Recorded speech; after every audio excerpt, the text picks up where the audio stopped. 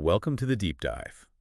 You know, when we think about major historical shifts, often our minds jump straight to, well, politics, right? Revolutions, power changes. Big headline events. Exactly. Yeah. But what if the real lasting change, the deep transformation, actually requires something more? An internal shift, maybe.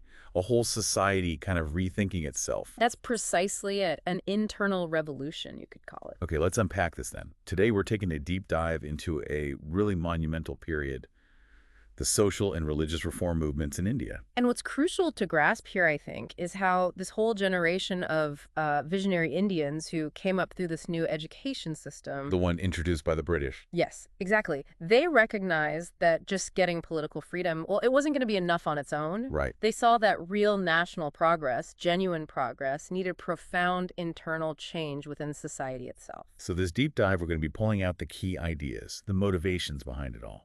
Absolutely. The core ideas, the driving forces, the lasting impacts of these really pivotal movements, and the, frankly, remarkable people behind them. Yeah. The mission really is to give you a full picture of how this intellectual and social revolution essentially paved the way for modern India. So let's set the scene a bit. What was society actually like back then? What made these reforms so, well, necessary? Well, you have to imagine a society really grappling with some deep issues. You had entrenched caste discrimination, widespread superstitions. A very orthodox way of life. Very much so. Often stifling individual freedom, resisting new ideas.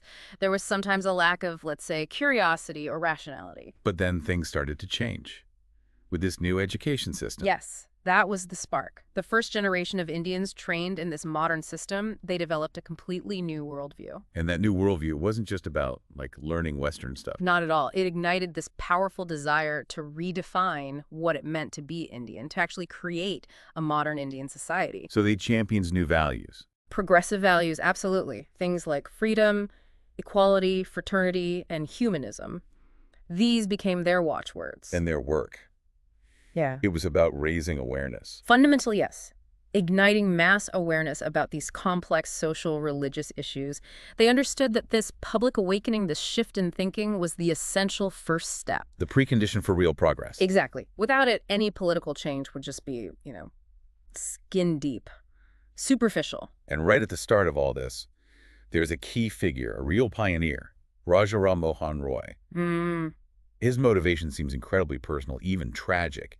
He saw his own sister-in-law forced into Sati. Yes, witnessing his brother's wife immolating herself on the funeral pyre, it deeply, profoundly affected him. But it wasn't just his horror, right? It was how he tackled it. Groundbreaking stuff. Absolutely groundbreaking. He didn't just appeal to, say, morality or compassion, though he felt those deeply. He went for the religious texts. Precisely. He was the first Indian to systematically argue, to point out, that none of the core Hindu scriptures actually prescribed sati as a religious duty. Wow. So he used their own texts against the practice. Exactly. In a society where religious authority was paramount, this was, well, it was an intellectual bombshell. Not just a legal point, but challenging the very basics. He was essentially saying, you claim tradition, but show me where your own revered texts demand this awful act. That approach, using reason, using scriptural interpretation against dogma, it became a blueprint. A model for others. A profound shift in how you could even argue for change in India. And his efforts, they weren't just talk. They directly led to Governor General Lord William Bentinck passing the law abolishing sati in 1829, a huge victory. But he didn't stop at Sati, did he? Oh, no, not at all. His reform work was much broader. He strongly opposed child marriage, for instance, and the purdah system, the segregation of women. He understood communication, too, starting schools, periodicals. Absolutely crucial. He opened an English medium school and launched the first weekly periodical in Bengali, then later one in Persian. So creating a public space for these ideas. Exactly. Getting these radical thoughts out beyond just the intellectual elite. Building a new kind of public discourse. He also started at Miyasava. What was that?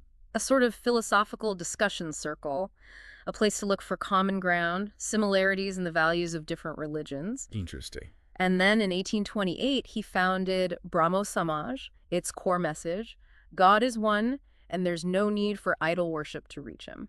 Simple, direct, revolutionary for the time. And he had wider interests, too, beyond India. Surprisingly wide, yes. He actually spoke out in support of anti-colonial movements way over in Spanish South America and backed liberal movements in Spain against the monarchy. Really? That's quite something. It is. In 1830, he traveled to England. He was there to plead the case of the Mughal emperor, actually. That's when he got the title Raja. He spent 2 years in England, then visited France. And people said he unfolded Europe for Indians back home, sharing its ideas. And at the same time, he unfolded India for Europeans. A real bridge builder. And he stood up for press freedom, too. Very strongly. He protested when the East India Company tried to restrict press freedom back in 1824. He had this powerful quote, "The rulers usually oppose freedom of press because it may restrain their power."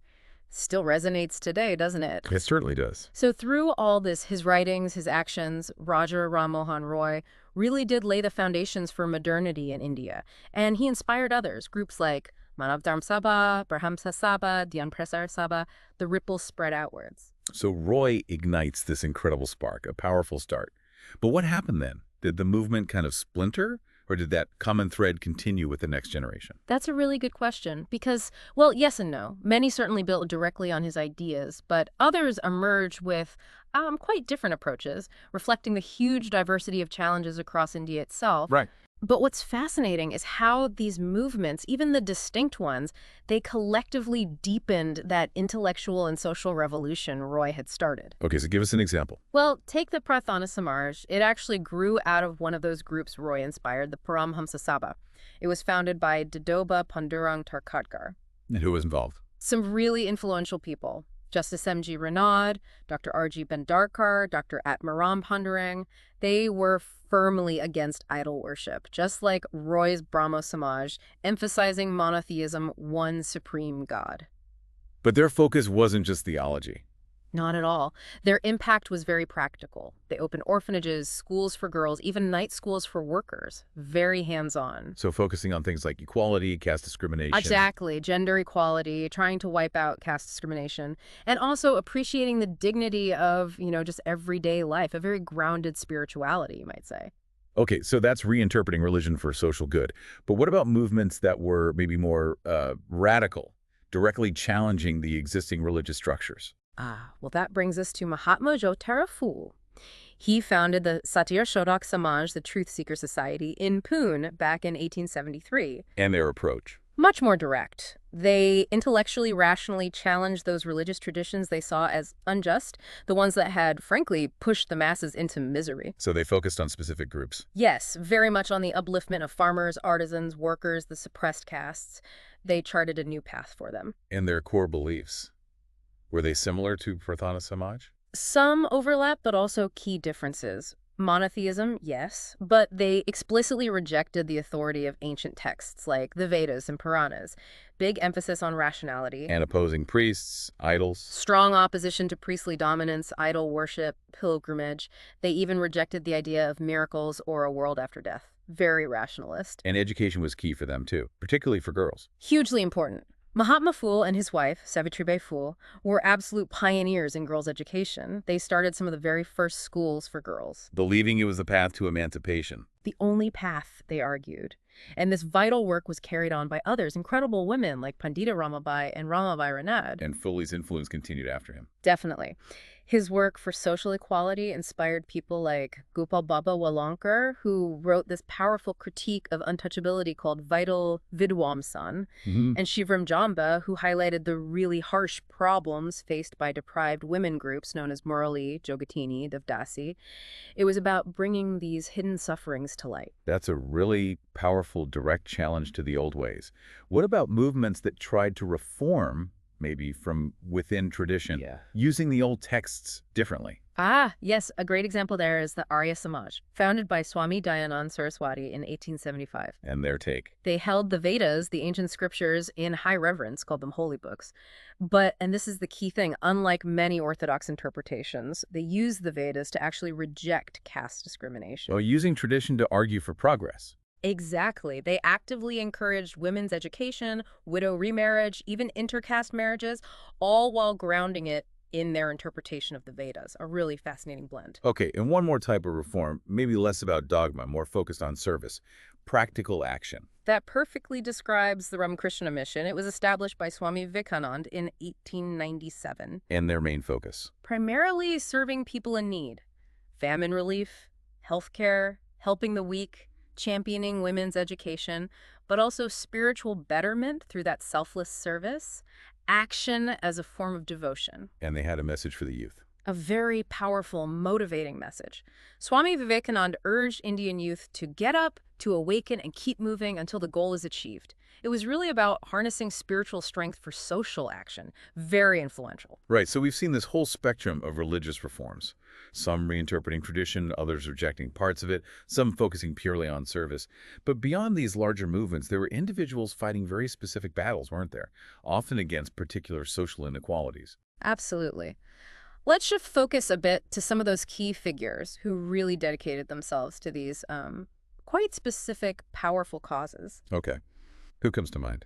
Well, one important figure was Sir Syed Ahmad Khan, born in Delhi, 1817, a real scholar. Spoke many languages. Yes, fluent in Urdu, Persian, Arabic, English.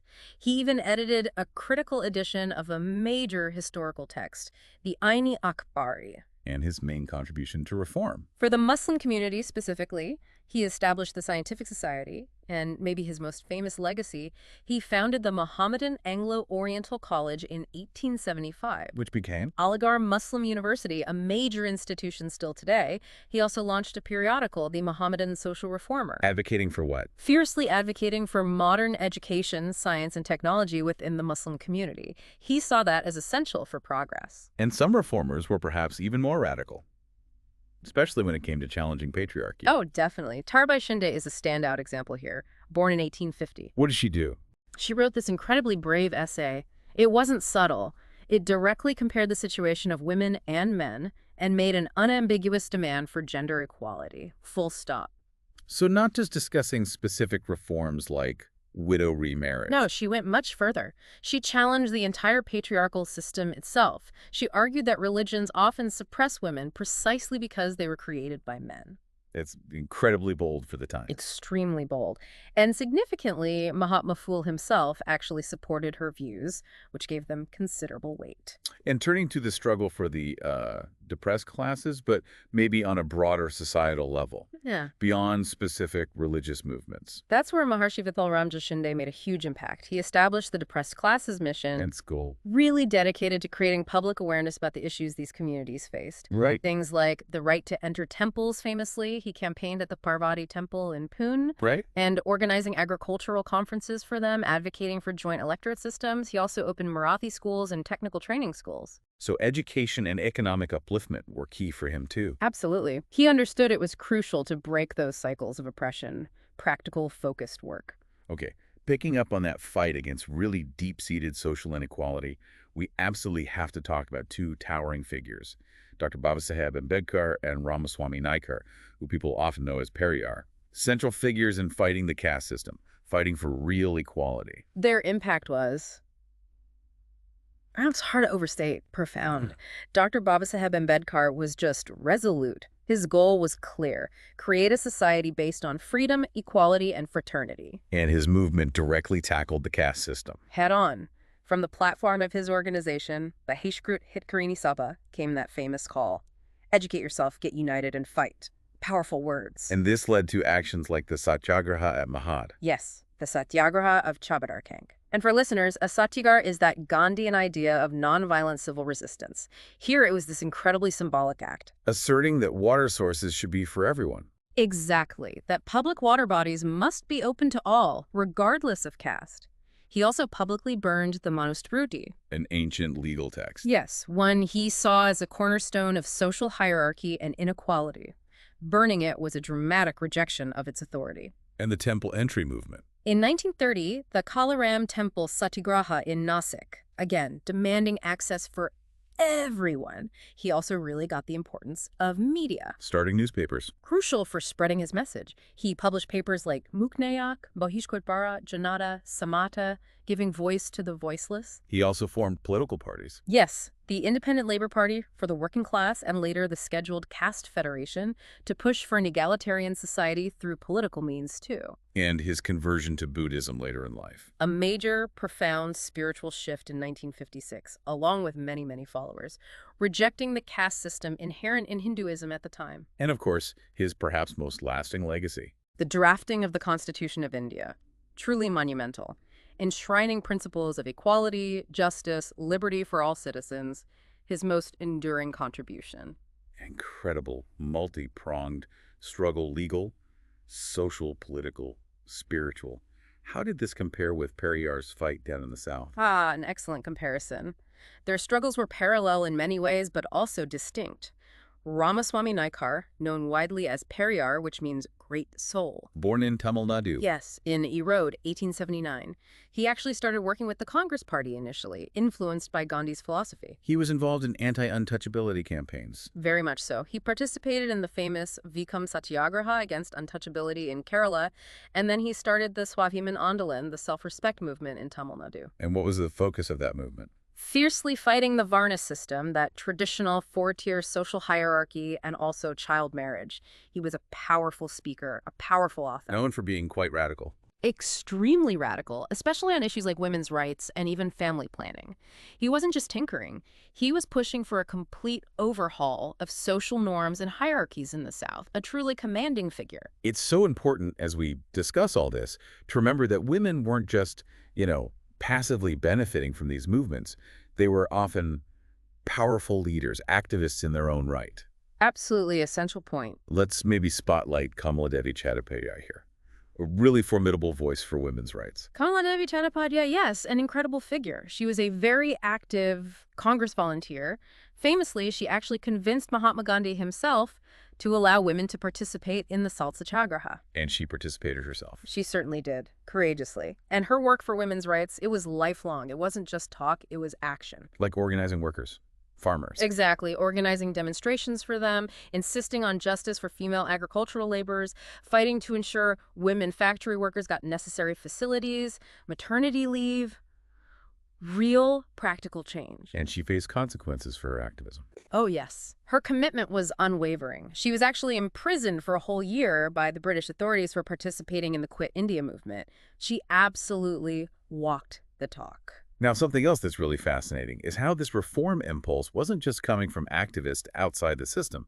Some rulers of the princely states, they actually became catalysts for change themselves. That's a really interesting aspect, isn't it? Reform from the top, so to speak. What drove them? Why would they embrace these progressive ideas? Well, I think it points to a growing understanding, even among some traditional rulers, that societal progress, education, ending gross inequalities.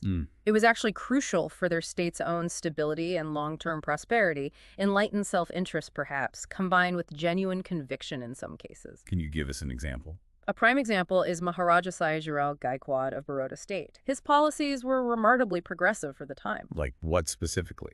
He provided free schooling, even hostels, for students from untouchable and tribal backgrounds, actively encouraged women's education, opened a physical training center just for women. Wow. And broader social programs. Oh, quite extensive. He promoted Sabhavojan community feasts where everyone ate together regardless of caste. He pushed for gram panchayats, village councils, and a library in every village. Compulsory education, too. Yes, compulsory primary education and physical training for both boys and girls. He banned child marriage, encouraged widow remarriage. Also looking at economic aspects. Definitely. He provided agro-industry courses for farmer families, helping them diversify, and crucially, passed a resolution ensuring married and widowed women got a share in ancestral property, a very holistic vision. That's really comprehensive. Was there another ruler like him, maybe pushing against specific traditions? Absolutely. Another powerful example is Rajarshi Shahu Maharaj of Kolhapur, also a ruler of a princely state. And he worked with Ambedkar. He supported Dr. Babasaheb Ambedkar's leadership, yes, and he led what was known as the non-Brahminical movement within his own state, challenging traditional caste hierarchies. Did he implement things like reservations? He did. He made a public declaration supporting reservations in government jobs and passed a resolution for free and compulsory primary education for everyone. And tackling specific customs. Very strongly. He opposed customs like rotabandi, those restrictions on different castes eating together, and bedabandi, the restrictions on intercaste marriage. And occupational restrictions. Yes, vyavasabandi, the rule that you could only practice your ancestral caste occupation. He fought against that too. He actually enacted a law allowing intercaste marriage and permitting people to choose any occupation they wanted, directly dismantling centuries-old barriers. So bringing all these threads together, what does it all mean when we look at the collective impact of all these reformers, these movements, these rulers? Well, it means they collectively created a truly positive vision for India's future, a blueprint almost. Yeah, it feels like it wasn't just about kicking out the British. It was something much deeper. Exactly. It was about building a society on a fundamentally different foundation, an intellectual, rational base, understanding that freedom wasn't just political independence. It had to be social, intellectual, personal freedom, too. And we've covered some major figures, but this was clearly a much broader awakening, right? Oh, absolutely. While we've gone deep on these specific examples, it's so important to remember this was far more widespread. You had figures like Karmveer Bar Patil revolutionizing rural education, Maharshi Dando Kishore Karve doing pioneering work establishing universities just for women. Sant Gaj Maharaj, Rashtrasantuk Doji Maharaj. Exactly. Dr. Baba Amte, Dr. Narendra Dabholkar more recently. The list goes on. Their stories, all of them, they paint this picture of India's relentless, ongoing struggle for social justice and that crucial internal transformation. It really does. And, this really raises, I think, an important question for all of us listening today. How do these historical struggles, this fight for internal change, for social justice, how does it all continue to resonate now? How does it inform our contemporary conversations about equality, about rights, about societal progress, not just in India, but really in diverse contexts all over the world today? It really makes you think. It does. It underscores how these deep intellectual social shifts are what truly underpin even the most visible political changes. And that fight for fundamental fairness, well, it's never really over, is it?